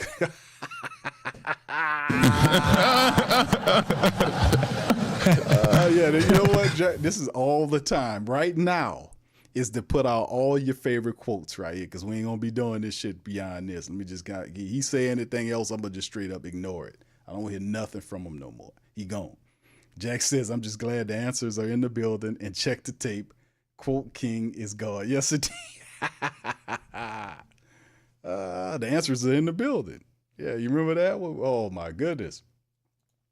All right, Atlanta says, what's the hook for, he said, what is the hook for the QBs to be replaced? I don't get what you mean. What's the hook for the QB to be replaced? What you mean, bro? Throw another, explain that right there, Landis. Let me know what you mean by that. All right, Chantel says, Q, didn't DA go to the Bears? Yes, he's the defensive coordinator for the Chi-Town Bears right now. So, yeah, thank you for that. Yeah, that's where he is right now. I haven't heard anything. Anybody heard anything? He can coach a defense. I mean, as long as he's there. Track Life Gaming. What's up, Q? Shout out to you, brother. Appreciate you. Much love in the building. All right. Yeah. Yeah. We got all the right people in the but yeah, and went the next game and lost. Yeah, it's just I'm just elated. Let's just say it. I'm very elated that that's over with that because that was Dennis Allen's gone, Derek Carr's gone. I mean, the future's bright. You got a coach that's smart and young. You got a young quarterback that both of those guys are smart. They're going to compete. We have, and I think the Saints are going to do better than what a lot of people. I've seen quite a few of our writers out there give the Saints low marks in terms of wins and losses. But I think the Saints are going to do a lot better than a lot of people anticipating. I don't think they win the Super Bowl. I ain't saying all that. But I do think the Saints do a lot better than they will do a lot better in 2025, in 2026 season than what a lot of people are thinking that they're going to do, to be quite real with you. I think they'll do a lot better than what we anticipate, for real. Like a lot of people think these other teams are just going to step on the Saints. I really do think the Saints have the right mixture, like running the ball and playing defense. You can't say the Saints defense looks sucky right now. The Saints defense, looking at the OTAs, and we just got this little brief look at it, but I know Staley can coach a defense just like that Possum did. You know, he's fast and furious. Do he have the right collection of talent and players? But I like what I see from the defense. I can see Carl Granderson, especially Chase Young. Those guys look very enthused in that defensive switch. They brought in the defensive linemen. There's going to be a lot of competition up front for the defensive line of the 3-4 defense. The depths, the reserve guys are going to be good. Those linebackers will be very interesting. I like Danny Stutzman. I think Ford's going to be big. They got rid of Anthony Orji. I didn't like that, and kept DeMarco Jackson on the team. I think it should have been the opposite way, but I see what they did with the draft pick. Not get rid of him, trying to give him an opportunity. Isaiah Foskey is going to be a linebacker, so he'll be depth there. He has the skill set to play linebacker, the athleticism. The secondary has good pieces. I can see you add another cornerback, maybe Ashanti Samuel there will help improve it. But I like the defense. I think the special teams will be good too, fam. Blake Group 8 looks good. He looked really crisp in OTAs. He looks steady. The punt situation, I think our punter situation, even the punter situation is going to be better with, I think, Burnup. The kid from, they say that guy should have been drafted. The Saints got that punter Burnup, and the punt, him punting off directionally and the hang time in the punts, all that's going to play well for the Saints secondary. I mean, special teams, pardon me. And then the only question mark is your returners. That's the big question mark, right? You know, who's going to be this and kick return, this type of thing. You know, Velus Jones Jr., who we don't talk a lot about, is in that mix because you don't want Shaheed to be the guy, you know, so you got to find some returners that can help you. So we will see what that looks like moving forward because there's still some more stuff that got going on for this upcoming week. So we'll see. All right, big ups to y'all, man. Good to see y'all in the chat. All right. Yeah, oh yeah. This is good. What's up, Trell? Shout out to you, man. Yeah, what you been doing, brother? You been all right, man? Everything good, man? Good to hear from y'all, man. What's up, Linda? Shout out to Linda. Jade says, Q, who is at talking picklehead Willie Green? Okay, Willie Green. GM Mickey, dumb Mickey Loomis, or bacon wrap chicken dumb David Griffin. Who is the worst at talking? Well, I don't know, man. Willie Green is not much of a talker, but you know, I thought Willie should have been gone, but Joe Dumas said they're gonna rock with him. I don't understand how any of this goes. That's obviously Gail Benson meddling in the affairs of, that's such, you know, that whole thing I like to get at her with that. You know, he's such a nice man. That's that nice man stuff. You know, she did it with Elvin Gentry. He's such a nice man. And then she did it with Willie Green. She meddles. Because Willie Green really shouldn't have kept his job. He should have been. If Tom Thibodeau, who took his team to the Eastern Conference Championship and get fired, Mike Malone, who who won the championship 2 years ago, is fired. Taylor Jenkins, both Malone and Taylor Jenkins is their all-time winners in coaching at Denver, and the other guy, Jenkins, for the Memphis Grizzlies, all time. They got fired. The guy from Phoenix, Coach Bud, who won a championship with Milwaukee, 3 years back, he got fired. And I'm looking at these people, and I'm saying to myself, how in the hell does this guy keep his job as bad as he is? And listen, it ain't like we didn't give Willie Green a chance. He gave Willie Green 4 years. Oh, the injuries, cue the injuries. No. Before the Pelicans were getting injured like that, the Pelicans had people that could have won games, and Willie Green was messing up lineups, pulling people. I mean, doesn't have a good flow of the game, doesn't understand what the offense is supposed to be. And I'm like, hearing Joe Dumars in the press, y'all probably, I don't know if some of my people in here heard, we talking a little NBA. Joe Dumars had an interview with Fletcher. Was it Fletcher? I forgot the twins, one of the twins. I think it was Fletcher, who interviewed him, and Willie Green says Joe Dumars said he doesn't like bad threes. And I'm like, well, you should get rid of Willie Green, because that's all. He don't believe in no bad. He get 40 threes a night any way you like. I'm like, that I don't know how you gonna fix that. I don't understand. But now the Knicks are trying to talk to. They got Dallas gave the Knicks permission to talk to Jason Kidd as the next head coach. I'm like, how are we not trying to get to these guys here? How are we not bringing this in here? Man, miss me on all that stuff, man. Man lost the team, called them soft. The players don't want to play for him, and you talking about it's not a fair chance. Man, come on, man. Come on out of here. Come on out of here with that. It's just I don't know how to phrase it, Jaden, but whoever the worst talker is they all talk crazy. Willie Green's boring. David Griffin is a politician, got a political science degree. That's why he sounds like that. It wasn't enough to save his ass from being fired. And Mickey Loomis is simply, it's just, I don't know. He's the most, I guess, because we kind of make fun of him, poke fun at him. I guess he would be the best talker. That's right. Oh, I know. God damn it. That would be me. Oh, I know. That's right. All right. Let's keep it going. We're going to finish out, man, and get it done. Shout out to y'all. Y'all hit the likes button. Jason says, honestly, he said, I'm just glad the clown is okay. I don't give I got you, Jason. I hear you, brother. I hear you. Linda says, we learned that the Saints did not win a single game in 2 full seasons without DC4. We learned that Olave had 5 concussions, 4 different. Linda does not like Chris Olave. 4 different QBs, 4 years is too small and weak to be in the NFL. Golly, Linda.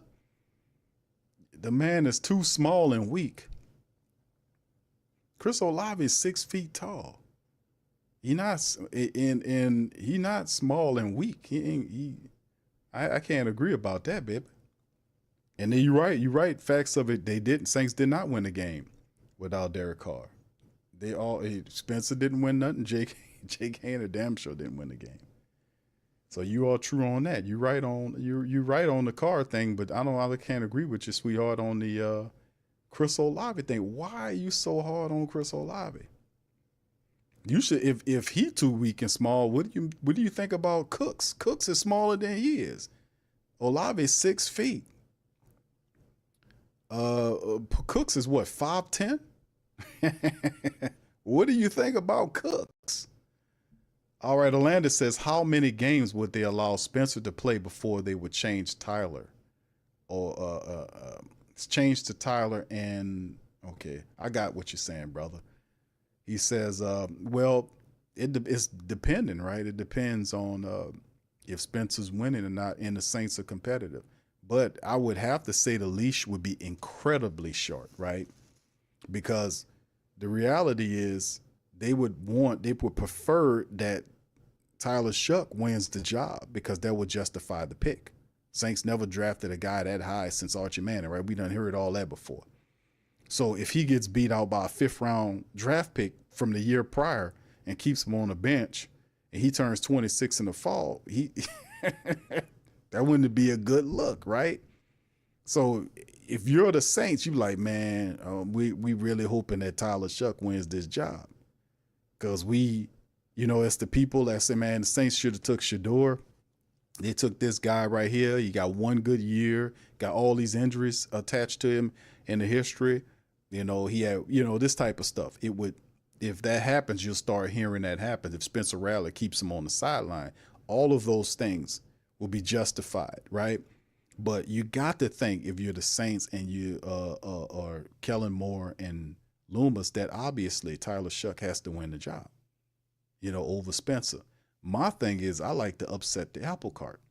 I would rather Spencer Rattler. I want to listen. I don't have nothing against Tyler, and I want to see both those guys battle out. May the best one win, but I want it to be fair, right? Even though we know if it's close, they're gonna tilt it toward Tyler to justify the second round draft pick, so they don't get all the stuff. Because you're gonna get it.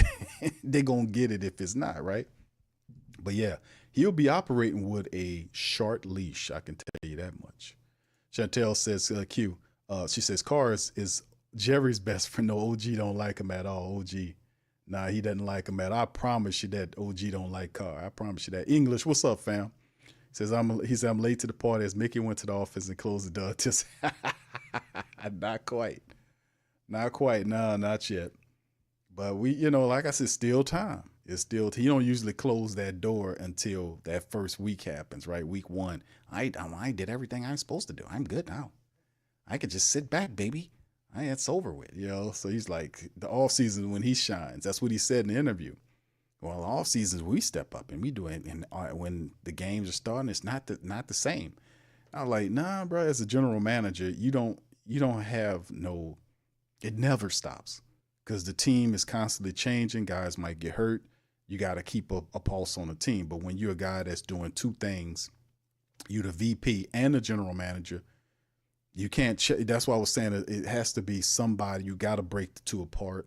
Especially at Mickey's older now. He's an old guy sitting up top there. Get a young guy there, and you got to separate him so you have some accountability. And Dennis Lauscher is not checking anybody. He's not doing a damn thing. I don't know how he can a check. He got the sweetest gig in the entire league and in all of pro sports. He doesn't do no press conferences. He don't know shit about football or basketball. But he sits on the board of Oshner's. This guy has totally made himself into a very wealthy man, positioning himself. You don't see him doing shit. When Gail fires, it's usually straight from Gail to Mickey. Like Lauscher doesn't even exist because he really don't exist in terms of that. He does the business, and it should be separated. I've said that before. You won't keep Lauscher, make him a treasurer or something, or make a title that's more befitting of what he does. He's not a personnel man. And you have to have a guy that be able to do that, and I don't think that'll happen. I would even be cool with Mickey Loomis being the president of football operations, because at least that way I know he can't be the general manager and screw up the team no more. I would be happy with doing that, just creating another name for whatever you want to do with Dennis Lauscher and make Loomis the team president. And then creating a whole new vice president and a general manager. I would move his ass up to president just to get him away from the vice president, because he can't be the GM and the president. I get your ass out of there. I get you out of there. We're gonna give you a promotion. Oh my God! No, hold on now. I'm the president. Oh yeah, baby. We're gonna change it to the Gulf of Mickey. Oh, no, Mickey, not that. We talking about the president of the Saints, not of the country. Oh, okay. But that'll get him away from tearing up the team. Maybe it won't. I don't know. With Mickey Loomis, he might try to take the president and keep the general manager job. We got to figure out a way to get his old butt from up out of there, man, because they won't do it.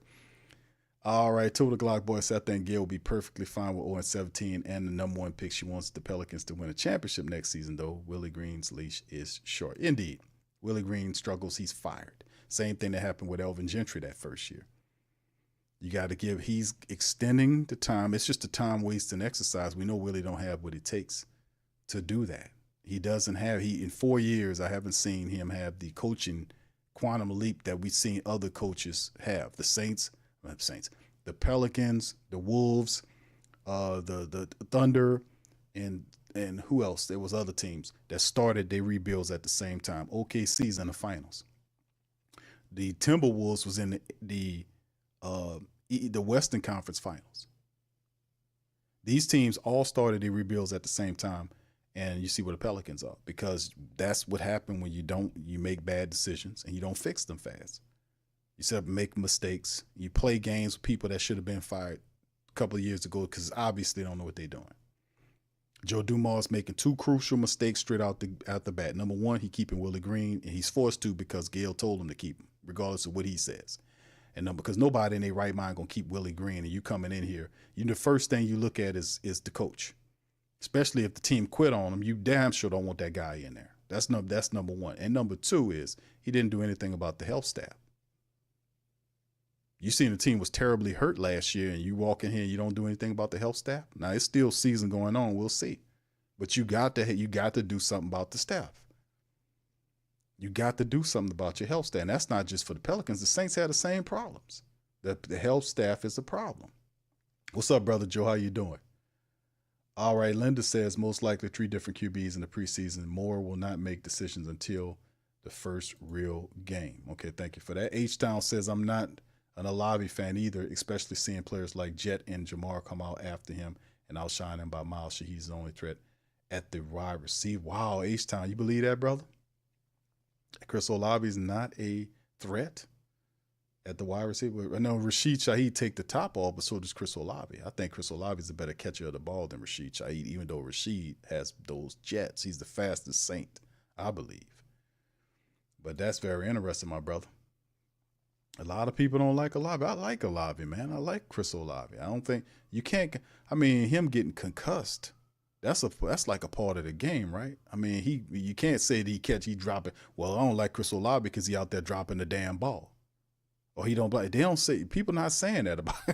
That's the thing you be saying about Olave. He can't be counted on because he keep dropping the ball. A concussion is not something. You know what? I'm gonna go out there today and get my ass knocked off out here and get a concussion. That's just something you can't control. You know, and I don't understand that logic. I don't get that. You know, like even if he was a big tough guy, he was 6'3" or 6'4" and 220 pounds. You know, those guys get concussions too, right? They get their ass knocked off too. Foster Moreau had picked up a concussion or two last year. I mean, when he got this, remember he got his block knocked off when he caught that ball. It happened to all of them, man. Concussions happen. Not just wide receivers, they happen to running backs, quarterbacks, linemen, cornerbacks, linebackers. Everybody, you know, if you're in the right position and a guy hits you in the helmet, you're going to feel a little woozy here. Now, my only other question is they were working on these concussion-proof helmets that they were supposedly introducing to the market. Where are they at? And why aren't the NFL digging more into that? You know? What's up, brother Lester? How you doing, sir? All right, Head Trauma says, who do you think is getting traded or what position they'll be traded? I don't know who's going. I don't know who the Saints are going to trade. I mean, that's like a good question, Head Trauma, for further on in the year. Like if I don't see a person, you know, that you would say, okay, we're gonna let him go, or maybe we can get something for him. I don't know. I don't know who you would consider that for. You know. They can't. I guess a person would say, okay, with Taysom Hill or whatever, but Taysom Hill hurt. He won't probably be playing until, you know, he might not be ready to play until half the season gone. You know, we'll see. But I don't see a Saint where you could say, man, we're gonna trade him for. We need to trade this guy. We can get something for him like we seen with Marshawn Lattimore. I don't see that guy. I mean, I guess unless the Saints feel that. You know, for Alante Taylor, like we ain't gonna give Alante a contract, might as well trade him or something like that. I guess. I don't know. Thanks for the question there. All right, OG says yes. All right. Alandis says, what if the shoe was on the other foot?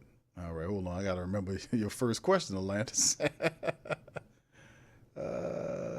Okay, you saying in terms of how many? Okay, if reversing it. Okay, and saying if it was Tyler, you know, what would be his leech? It would be alone. It would not, because see, the game is, like I said, they saying this because he got to say that. Now, I'm not saying that he's lying, but he playing the game, right? They have no real true allegiance to Spencer Rattler. He's a 5th round draft pick, right? They like him because he's on the team. They respect him. But to be honest and fair, and just to be totally honest about this situation, because I don't think it's quite fair, but it's understandable. This is when you get Tyler Shuck, he's your quarterback. You pick him in the 2nd round. There was a lot of people, including myself, saying, man, hold on here. What's this all about, right? Because of the red flags. People seen the red flags with the kid. 1 year only of good play, the final year. Multiple injuries. Broken collarbone, he had broken leg, shoulder issue that stopped him. He's medical red flags, right? He healthy now, but he had those issues. 7 years in college. 1 year of verified really good experience as a starter. Multiple injuries that ended seasons. In his age is a big one, because if you take him in the 4th round or the 5th round, you like, okay, that's just the 4th or 5th round guy. But you take him up there 1 and 2 in the 1st and 2nd round, you like, what? So flags, and they're going to try to pretend like these flags ain't red, they green or orange or whatever, but they red flags for anybody. But they're not red flags if you won't justify the pick. So all that's a part of it. So if you are Kellen Moore, and this is the guy that you're going to build your team, your offense with, you're going to want this guy, Tyler Shuck, to be the guy that wins the job. And like I said, a big part of it is the age thing. He steps in the fall, he's 26 years old. So if Spencer Rattler beats him out for the starting job and he has to sit and he can't come back to get Spencer, let's say Spencer take the job and run away with it, right? And Tyler Shuck is there, it's like, that wouldn't look good for them making a pick, even though it could be a beneficial thing because Spencer might be, because the Saints are winning, people will kind of look away from it and say, okay, whatever, the Saints are winning, whatever, that kind of thing.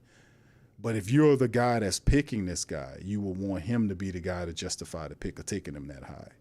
And they'll give him a long leash because of the fact that he's at an advanced age coming into the NFL. He's going to be 26 in the fall, so you don't want him to be sitting for 2 years until he's 28 years old, right? You can't have that. So they will want Tyler to be the guy, and they see Tyler as the perfect quarterback to run Kellen Moore's system. He sees him as that. So if that is indeed the case, he'll have a long leash. Let's say the Saints don't win but 2-3 games, and then they go into next year's cycle.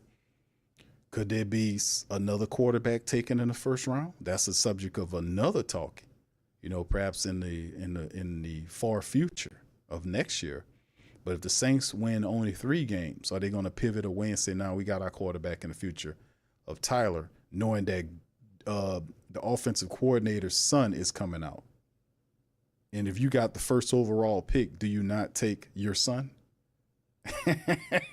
Your goddamn son coming out next year. So you going to be like that, or you going to be like the Saints picking quarterbacks for the next 4 years? It's been 3 straight years. Why not make it a 4th year? So it'll be interesting to see how it all plays. But yeah, the world is in Tyler Shuck's hand right now. So he would have to show out and ball out. He right now is given 1st team reps. Spencer has to play behind him because they want him to win that job. That's just how it goes.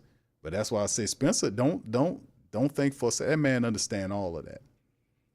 But he's never been in a prime situation to win a starting job than right now. He got a year on him. He been working all off season. He getting to work. So that's all I can say. It's going to be fun. All right, so thank you, Orlando. Shout out to you, brother. Appreciate that question. All right, Reginald says the same thing. He says, Q, what if Rattler beats out Shuck? Will you start Rattler? If he beats out Tyler, it's a fair competition. You got to. And I wouldn't be mad at Tyler for the guy having a year on him. Spencer's good. He's good. Like I said, it's only a matter of time. We shall see. And like I said, the Saints team is not as bad as I think they'll do better than what a lot of these people are saying that they are. I can see them doing better than that. I can see them. They have people in the right place. They got talent on defense. They got that. They got to fortify some stuff. They got to fortify the offensive line depth. They might need to bring in a veteran tight end if Foster's not good, or this type of thing, just to kind of do something, a little extra competition there. They got Jake Stahl. Don't forget about Jake Stahl, who's also a tight end, but who's your fullback? Is it Stahl? That's what I'm thinking. He plays some tight end, but he's a blocker guy. Could the Saints be using Stahl at the fullback if they utilize a fullback? You see, we'll see how it all go, fam. We'll see how it all goes. Some questions, but in the end, man, fortification is definitely needed, especially when you're dealing with the Saints from a reference of time over the last several years. Each year, Mickey Loomis comes out, blames injuries for why the Saints underachieved. Cam Jordan has been doing that all season, blaming injuries for why the Saints underachieved. Not poor coaching, not stupid decisions with personnel, not poor motivation of players and forcing them to study the playbooks and do the right things. None of that. Not a stern system in place to penalize players when they don't do things they're supposed to do. If they fumble the ball, making them run, they dropping passes, make them do push-ups, this type of stuff. They instill in them, there'll be a behavior, there'll be something that you have to pay for underachieving or whatever the case may be. You see what I'm saying? None of that. So always about the injuries thing. I don't buy into that BS, man. Not by itself. You ain't failed because of just injuries. There was a lot of stuff that they just refused to talk about. Blame everything. They blame that one single thing, and that is a lie. That is not reason why the Saints failed. The Saints failed because they had an accountability problem. They had a poor leadership problem. You have people that's supposed to be team captains. They're not doing nothing to get on these players when they do such and such. And they I guess they couldn't because they were screwing up worse than some of these other people. So how could they tell somebody what to do? But as a team captain or a team leader, you should be all about the business of winning unless you're getting used to just collecting checks and happy skippy and walking around and all this kind of stuff. And when the season over with, they just go and they happy as hell and you pissed off. Why we always got to end up with that? Why we got to be the ones that end up the season pissed off? Why the players ain't pissed off? You see what I'm saying? Well, we always got to be the one pissed off. I just don't understand. All right. Let's see. Shout out to you. What's up, Stacy? Shout out to you, man. Yeah, he is Saint, bro. He gonna be all right, man. In my book, man, if you give him a running attack, but I'm not gonna put too much on the young quarterback. They got to have a running attack, and the defense has to show up. The Saints defense has to, number one, stop the run. The offense has to run the ball, protect the quarterback. The running game has to be key. That's the major thing. They have to run the ball, and defense has to stop teams from running the ball and create turnovers in short fields for offense to score. Special teams have to handle their business. Pin those offense back far with the punts or kicking, whatever. Yeah, we got a good kicker, a young punter. We'll see how it go. But all three phases has to be called upon when you got a young, inexperienced quarterback at the helm, man. Running attack is pivotal. Defense has to create turnovers, create short fields for your offense. This is the stuff that has to happen until quarterbacks catch up. Until they can be relied upon consistently, because it's a new system. All of them have to figure it out. But you're usually supposed to rely on the running attack when you're installing a new system. You got to. We don't have no Saquon Barkley here, but at the end of the day, the Saints have a decent enough running room where we should be able to do some stuff. What's up, Larry? What's up, Ross? How you doing, sir? Shout out to you, man. All right, H-Town says Rattler did considerably. He said Rattler did well considering, the team when he started. Yes, indeed. I agree, bro. I think he did all right, man. Praise YJ says Rattler QB1. All right. Backwoods says, he says, Talk, boy! That's right. All right. H-Town says Saints have been in rebuild mode. Just the organization kept lying to the fans, acting like they were contenders in the worst division, I think. What's up, brother Eli? How you doing, sir? There was some deception going on because they want your money. They feel like if we tell them the truth, they ain't gonna give them the money, which is the opposite, man. Just tell the people the truth. Don't lie to nobody. And that's what the Coma do. We just keeps it real. We just tell the truth from what we see. See, the whole thing is like with the Pelican thing, man, it's a wasted year because you're wasting time. Willie Green is not going to change into Jason Kidd. He's had his opportunity. The guy's really not that good. He hit his ceiling, and it's time to move on. But it's just they play these games, man. And then you got to have ownership. The owner doesn't know what she's doing, bro. She doesn't know anything about basketball or football.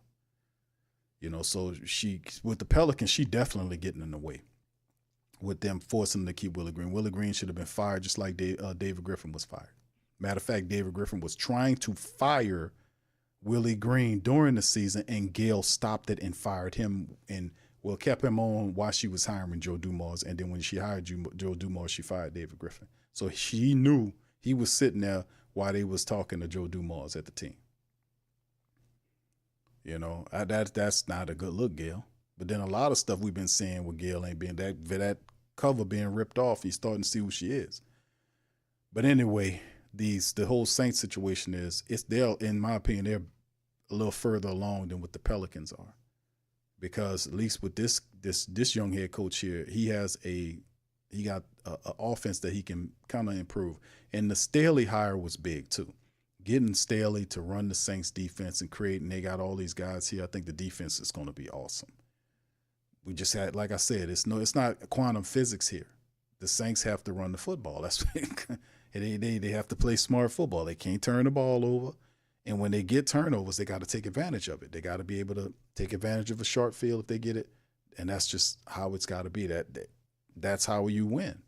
And then like I talked about, the soft schedule, the fact that they don't have any cold games. The latest cold game they got is like going to Tennessee. A lot of these teams were last place teams in their divisions last year. The Saints playing a lot of teams that were in the top 10 of the worst teams in the league. So, is their worst worse than your worst, so to speak? You see what I'm saying? You get what I'm getting at? But we'll see. But I think the Saints are better. With all these guys, we're a lot better than what people anticipate, man. So like I said, it's a way to win with a young quarterback. We just got to pull it off. All right. Duke says, what's up, Q? Shout out to you, Duke. Total Glock Boy says, Loomis had to believe he sees the money he's with. He don't care nothing about none of that. It's not his, bro. He don't care nothing about none of that money. Mickey Loomis has never been a responsible steward of money. He's always been the same guy. No, he don't care about none of that, bro. He don't care about none of that. All right. English says the last 3 years should be a lesson to all of us how important accountability is and how fast it can be. Indeed, that's the whole point.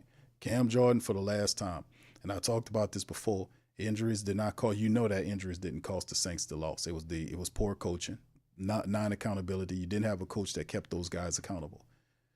Made them pay for making mistakes, dropping balls, fumbles, poor practices. Even Elvin said that. They were false start in camp. Nobody would say something. What was that about? How you ain't saying shit when they false start and making errors? You supposed to get the coaching then when you see them not doing them right. That's not accountability, man. You got that kind of BS going on. Then you got a dumb coach fracturing his own team by doing really weird off-code behaviors. It was just stupid. And you had a general manager person sitting up there and not even recognizing what's going on with his team. So in my opinion, they're far along with the Pelicans. Now, even though I like Joe Dumars, but I think his hands are kind of tied with the way you can't expect them. Willie Green lost his team. He lost the respect. How is he still back here? That's the whole point. This is stupid. So a lot of people are not expecting the Pelicans to do shit. How they going to do something when they don't got a leader? The dude can't even establish an identity of the team. That's the same thing with Dennis Allen. So, okay, it's the injuries. The Saints did not have any they didn't have an identity, family. The Saints did not have an identity. The last several years, the Saints did not have an identity, a team identity. What were they? Were they a running team, a passing team? The answer is you don't know. They did not have an identity. One that was consistent and strong enough to play behind. And you won't beat teams if you don't have an identity. The Saints did not. That's what a coach is supposed to do when he come in the door. He's supposed to establish the identity of the team. This is what we're going to do, and this is how our bread is going to get buttered. This is how we're going to do this thing. That guy didn't do that. Either one of them, Dennis Allen or Willie Green with the Pelicans. He did not establish an identity. Consistently gets in the way of his offense. He does this stupid-ass thing when they got to take 43 pointers a night, and they could be the worst shots in the world, but he still wants them. Who does that? His defense is weak and inconsistent. And he messes up lineups. He takes players out when they're supposed to be in the game. You need people to score. He takes the scorers out, put the defensive people in there. I mean, what kind of dude is this? What are you doing? But he's such a nice man. So, I mean, at the end of the day, you got to know what you're doing. You got to put the proper people in place to be able to do the right things so we could get back to winning. That's what it comes down to. Talking about winning a championship is one thing, but actually building, putting the steps toward that is a whole nother thing. You can only pray and hope to compete with teams like Minnesota or OKC if you're the Pelicans. And like in the NFL with the Saints stuff, the Saints can compete with some of these teams based upon if they can get some of this fortification done with the offensive line, get an identity, and don't make any excuses. Play your hearts out every Sunday or Monday, whenever the hell you play, and you'll pick up some wins, and you'll win some people over.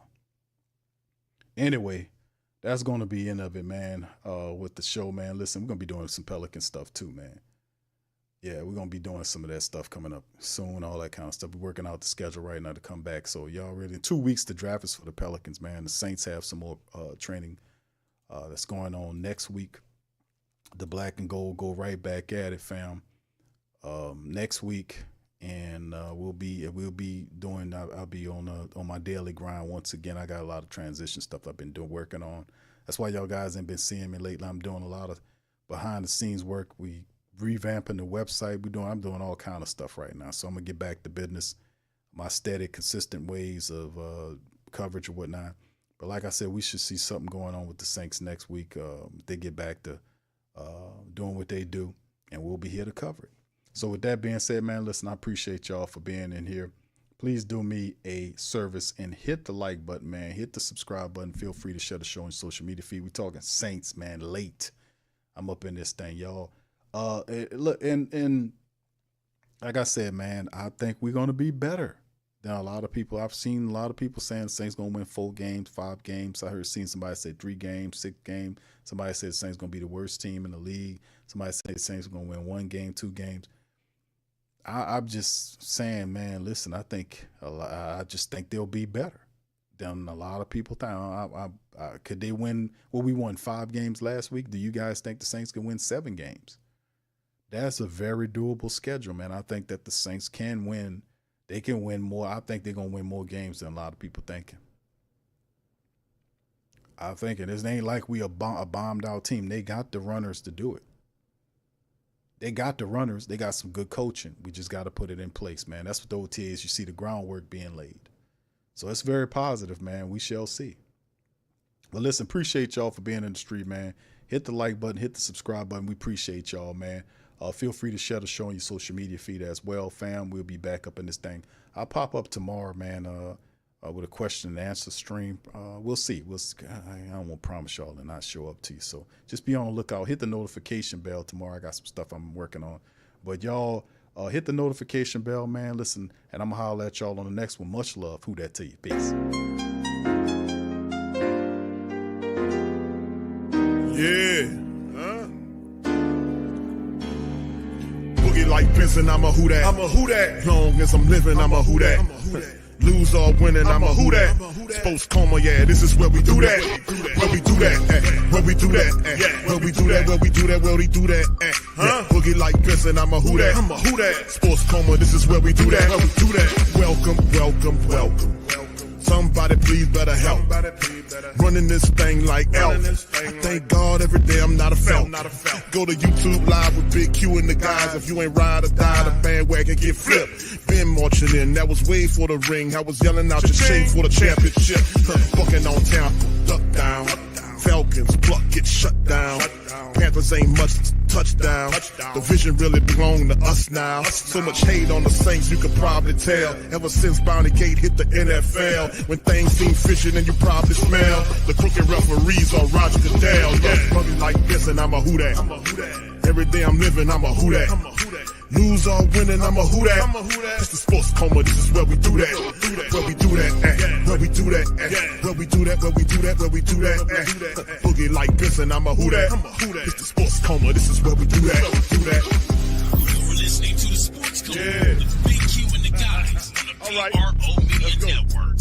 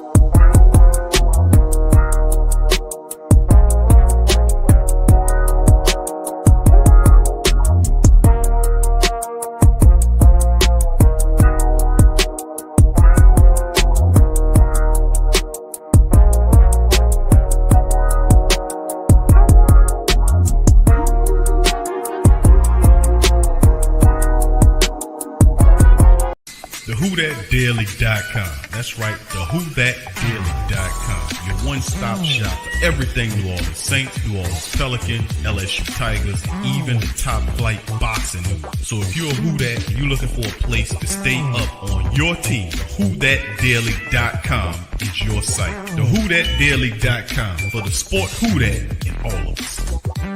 That's right, the Pro Shop is the platform store where you can go and buy all the latest merch to support the platform. Available at the Pro Shops, we have dozens of hundreds of products available for you and your family. Unisex tees for men and women, hoodies and sweatshirts, tank tops, kids and baby items, long sleeve tees, mugs, pillows, wall art, bath bedding, face masks, phone cases, stickers, bags, fanny packs, socks, hats, and many other items. Please feel free to check out the Pro Shops. The link is in the description section below. Remember, it helps the platform continue to grow. So check out the Pro Shop and Who That too.